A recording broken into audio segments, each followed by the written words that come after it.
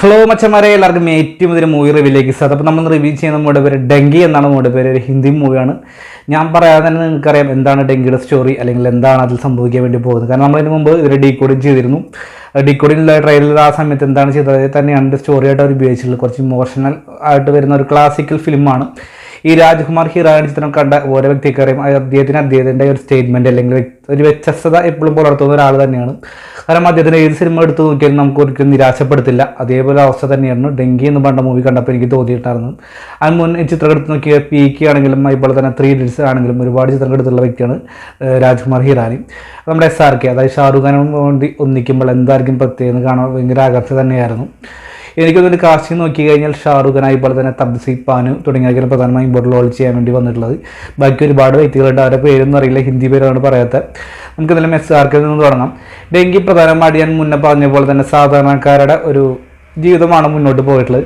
നമ്മൾ ട്രയൽ ചെയ്ത സമയത്ത് ഞാൻ പറഞ്ഞിരുന്നു, അതായത് വിദേശത്തേക്ക് കടക്കാൻ വേണ്ടി ശ്രമിക്കുന്ന ഒരു കൂട്ടം ചെറുപ്പക്കാർ അവർ നേരിടുന്ന പ്രശ്നങ്ങൾ, അതായത് ബെറ്റർ ലൈഫ് ഇനിയും കിട്ടാൻ വേണ്ടി ശ്രമിക്കുക നമ്മൾ ഓരോ വ്യക്തികളാണെങ്കിൽ പോലും. പക്ഷെ അത് ചിലർക്ക് ലഭിക്കുന്നില്ല, പണക്കാർക്ക് മാത്രം ലഭിക്കുന്നുള്ളൂ. അതാണ് പുള്ളി ഉദ്ദേശിച്ചിട്ടുള്ളത്. എന്തായാലും ഡെങ്കിയുടെ സ്റ്റോറി ആരംഭിക്കുന്നത് ലണ്ടനിലാണ്. അതായത് കുറച്ച് ഈ പറഞ്ഞുള്ള വ്യക്തികളിൽ നിന്നാണ് സ്റ്റോറി ആരംഭിക്കുന്നത്. ഒരു ഹോസ്പിറ്റൽ തപസിപ്പാന് കിടക്കുന്നു. കുറച്ച് ഏജിലുള്ള കഥാപാത്രങ്ങളായിട്ടാണ് ഓരോ വ്യക്തികളും കാണിക്കുന്നത്. അങ്ങനെ ഒരു ഹോസ്പിറ്റലിൽ നിന്ന് തുടങ്ങുന്ന ഒരു കോമഡി സീൻസ് ആണ്. അതായത് ഫസ്റ്റ് ഫുള്ള് കോമഡിയാണ് കൊണ്ടുപോകാൻ ശ്രമിച്ചിട്ടുള്ളത്. അതൊരു പരിധിക്ക് അപ്പുറത്തേക്ക് വിജയ് തന്നെ പറയാൻ സാധിക്കും. കാരണം സിറ്റുവേഷൻ കോമഡീസാണ് പലതും, അല്ലാതെ ചളി വാരി അറിഞ്ഞിട്ടൊന്നുമില്ല. പല സിനിമകളും നമ്മൾ ചളി വാരിഞ്ഞുള്ള രംഗങ്ങൾ പലതും കാണാൻ സാധിക്കും. പക്ഷേ അങ്ങനെ ബെറ്റർ എന്ന് പറഞ്ഞ പോലെ തന്നെ ഒരു സിറ്റുവേഷൻ കോമഡീസ് എല്ലാം തന്നെ ഇമ്പോർട്ടൻ്റ് ആയ റോളിൽ തന്നെ കൊടുത്തിട്ടുണ്ട്. ഈ തബ്സി പാനുവിൻ്റെ ഏജിൽ നിന്നും തുടങ്ങുന്നു. ഏജോറിൽ നിന്നും വയസ്സാങ്കാലത്താണ് ചിത്രം ആരംഭിക്കുന്നത്. അങ്ങനെ അവർ ലണ്ടനിലാണ് കഥ സ്റ്റോറി ലഭിക്കുന്നത്. പല കൂട്ടുകാരെ കോൺടാക്ട് ചെയ്യുന്നു. പിന്നീട് കഥ ആരംഭിക്കുന്നത് നേരെ നമ്മുടെ പഞ്ചാബിൽ നിന്നാണ് കഥ ആരംഭിക്കുന്നത്. ഏകദേശം 25 വർഷത്തോളം ബാക്കോടാണ് കഥ ആരംഭിക്കുന്നത്. അത് നമ്മുടെ SRKയുടെ ചെറുപ്പകാലം അവിടെ നിന്നാണ് തുടങ്ങുന്നത്. ഇല്ലെല്ലാം ഈ പഞ്ചാബിൽ നിന്ന് തന്നെ ഇവരെല്ലാം ചെറുപ്പകാലം ഫ്ലൈറ്റിൽ നിന്ന് പോകുന്ന സമയത്താണ് അവർ ഓർക്കുന്നത് അവർ പഴയ കാലത്തെക്കുറിച്ച്. പിന്നീട് അവിടെ തൊട്ട് ഇവിടം വരെയും എന്താണ് സംഭവിച്ചതെന്നാണ് കഥ മുന്നോട്ട് പോകാൻ ശ്രമിച്ചിട്ടുള്ളത്. ഇതിൽ പ്രധാനമായും ഫസ്റ്റ് ഹാഫിലേക്ക് ഞാൻ നേരത്തെ പറഞ്ഞ പോലെ തന്നെ സൗഹൃദത്തിനും അതുപോലെ ലവിനും അതുപോലെ തന്നെ കോമഡീസിനും ഇമോഷൻസും എല്ലാം പ്രാധാന്യം നൽകുന്നുണ്ട് ഫസ്റ്റ് ഹാഫിൽ. ഈ ഫസ്റ്റ് ഹാഫ് അതായത് തീരും മുമ്പ് കുറച്ച് തന്നെ നല്ല ഇമോഷണൽ കണ്ടിച്ചാണ് ഇൻ്റർവെൽ തന്നെ മുന്നോട്ട് പോകാൻ ശ്രമിച്ചിട്ടുള്ളത്. സ്റ്റോറി തന്നെ വിദേശത്ത് ആണ് നമുക്ക് ഏറ്റവും നല്ല സൗകര്യങ്ങൾ ലഭിക്കുന്നത്. നമ്മളൊരു കൂട്ടം ചെറുപ്പക്കാർ, അതായത് നമ്മുടെ നാട്ടിൽ ഇപ്പോഴും ലണ്ടനിലേക്കും അല്ലെങ്കിൽ ഇംഗ്ലണ്ടിലോട്ട് പോകാൻ വേണ്ടിയിട്ട് പല എക്സാമിനേഷൻ നടക്കുന്നുണ്ട്. അതായത് പണക്കാർക്ക് മാത്രം പോകാൻ സാധിക്കുന്നുള്ളൂ. പാവട്ടർക്ക് പോകണമെങ്കിൽ ഒരുപാട് കടമ്പകൾ കടക്കാനുണ്ട്. കാരണം ഇത്രയേറെ അക്കൗണ്ടിൽ വേണം, അല്ലെങ്കിൽ എക്സാമിനേഷൻ പാസ്സാവണം. അപ്പോൾ അദ്ദേഹത്തൊന്നും വിദ്യാഭ്യാസമില്ലാത്തൊരു കൂട്ടം കുറച്ച് ചെറുപ്പക്കാരുണ്ട്. അവരനുഭവിക്കേണ്ടി വരുന്ന പ്രശ്നങ്ങൾ, അല്ലെങ്കിൽ അവരെക്കാൾ മുമ്പായിട്ട് ഒരുപാട് വ്യക്തികൾ അനുഭവിച്ചുള്ള കാര്യം തന്നെയായിരിക്കും ഈ ഡെങ്കി ഫ്ലൈറ്റിൽ യാത്ര ചെയ്യുന്ന, അല്ലെങ്കിൽ നിയമവിരുദ്ധമായിട്ട് നമ്മൾ അതിർത്തി കടക്കാൻ വേണ്ടി ശ്രമിക്കുന്നു. അതാണ് സ്റ്റോറിയായിട്ട് അവർ ഉപയോഗിച്ചിട്ടുള്ളത്.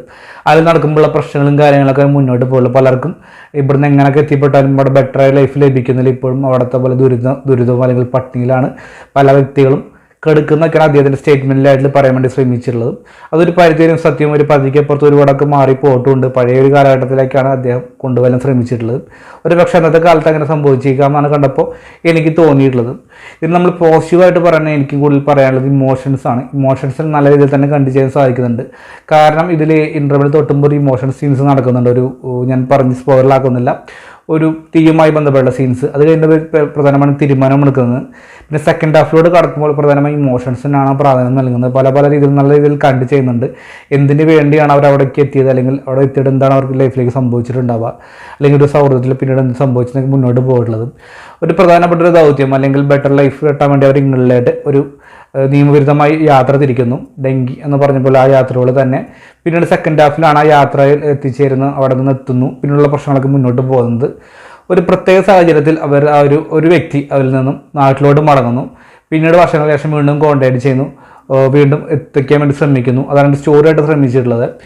അതുപോലെ തന്നെ ഇമോഷൻസ് ഞാൻ നേരത്തെ നല്ല രീതിയിൽ കണ്ടിച്ചു. കോമഡി രംഗങ്ങൾ പലതും ഗംഭീരമായിട്ട് തന്നെ ചെയ്തിട്ടുണ്ട്. സിറ്റുവേഷൻസ് കോമഡി തന്നെയാണ്. എടുത്ത് പറയുന്ന തുടക്കത്തിൽ തന്നെ ഒരു ബാർബർ ഷോപ്പിൽ വെച്ചൊരു കോമഡി സീൻ കാണിക്കുന്നുണ്ട്. ഒരു മുടിവെട്ട് സീനാണ് കാണിച്ചത്. ഗംഭീരമായിട്ട് തന്നെ ആ സീൻ ചിരിച്ചു എന്ന് പറയാൻ സാധിക്കും. നല്ല രീതിയിൽ തന്നെ വർക്കൗട്ട് ആവാൻ സാധിച്ചു. അതുപോലെ തന്നെ ഇതിൽ SRK, അതുപോലെ തന്നെ ഇവരെ കോളേജ് തപസിപ്പാൻ, ഇവരെ കോളേജിൽ സീൻസ് ഉണ്ട്. ക്ലാസ് റൂമിലൊരു സീനുണ്ട്. ടീച്ചറുടെ ഒരു ക്ലാസ് നടന്നുകൊണ്ടിരിക്കുകയാണ്. അതിൽ കുറച്ച് ഇവരുടെ ഏത് ഡയലോഗ് പറഞ്ഞാലും പല ഗംഭീരമായ ചിരി തന്നെയായിരുന്നു. അതുപോലെ തന്നെ എടുത്ത് പറയേണ്ടത് ഒരു ഇൻ്റർവ്യൂസ് പോകുമ്പോൾ പല രംഗങ്ങളുണ്ട്. അതായത് ഈ വളരെയധികം വിദ്യാഭ്യാസം കുറഞ്ഞിട്ട് നമ്മൾ കഷ്ടപ്പെടുന്ന ഒരുപാട് ചെറുപ്പക്കാരുണ്ടാവുമല്ലോ, അവർ സിറ്റുവേഷൻസ് ഒക്കെ എടുത്ത് കാണിച്ചിട്ടുണ്ടായിരുന്നു. കാരണം നമ്മൾ ഈ പല പല സിനിമയിലും നമ്മൾ കണ്ടിട്ടുള്ളതാണ്, ഈ മലയാള ചിത്രത്തിൽ തന്നെ അറിയാത്ത ഭാഷ സംസാരിക്കുമ്പോൾ ഒരുപാട് ചിരി വരാൻ വേണ്ടി ശ്രമിക്കുന്നുണ്ട്. പക്ഷെ അതൊന്നും തന്നെ നമ്മുടെ മലയാളത്തിൽ ഒക്കാറില്ല. ഇപ്പോൾ ഉദാഹരണം പറഞ്ഞ പല സിനിമയിലും ഇംഗ്ലീഷ് ഹിന്ദി ഒക്കെ സംസാരിക്കുമ്പോൾ അവർ കോമഡി വരെ ശ്രമിക്കുന്നുണ്ട്. പക്ഷെ ഇതിൽ അവർ ഇംഗ്ലീഷിലാണ് സംസാരിക്കാൻ വേണ്ടി സ്പീക്ക് ചെയ്യാൻ ശ്രമിക്കുന്നുണ്ട്. പക്ഷേ അത് കാണുമ്പോൾ നമുക്ക് ചിരി വരാൻ സാധിക്കും. അത് തന്നെയാണ് ഏറ്റവും കൂടുതലുള്ള പോസിറ്റീവ് എനിക്ക് തോന്നി. ഒരു കോമഡിയും ബേസ് ആക്കിയില്ല, എല്ലാം അത് ഗംഭീരമായി തന്നെ ചെയ്തിട്ടുണ്ട്. മറ്റൊരു കാര്യം എനിക്ക് പറയാനുള്ളത്, നൈറ്റിൽ കള്ള് കുടിച്ചൊരു സീൻ കാണിക്കുന്നുണ്ട് SRK കൂടിയിട്ട്, അത് ഗംഭീരമായി തന്നെ ചെയ്തു.